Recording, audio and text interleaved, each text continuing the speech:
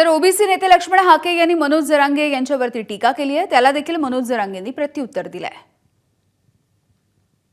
आम्हाला ओबीसी मधून आरक्षण पाहिजे, ओबीसी मधून आरक्षण पाहिजे, पण ओबीसी मध्ये आल्यानंतर त्या मूळ ओबीसींच्या स्पर्धेमध्ये छोटे मोठे घटक कुठे जातील याची ज्याला खातरजमा नाही, जो चौथी नापास आहे, ज्याला आरक्षण पॉलिसी माहीत नाही, ज्याला सामाजिक दुजाभाव माहीत नाही, अशा माणसाकडून दर 2-4 महिन्याला आंदोलनं जाहीर होत असतात।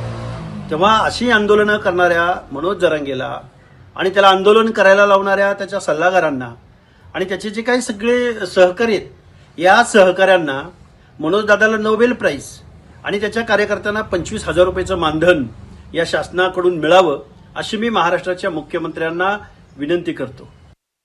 त्यांच्या आडून लपून आमच्यावरती वारा करायचा प्रयत्न करते।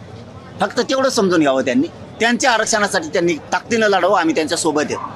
त्यांच्या आरक्षणाला आमच्यामुळं धक्का लागत नाही, त्यांनी हेच फक्त समजून घेऊन पुढं चालावं। यांना असलेलं मोजत नेहमी, कारण काय असतं काय काही थुकलं चाटणाराचे काही सवय असते, त्यामुळे आपण ते थुकलेलं थुका चाटणाराला बोलत नाही। एबीपी माझा, उघडा डोळे बघा नीट।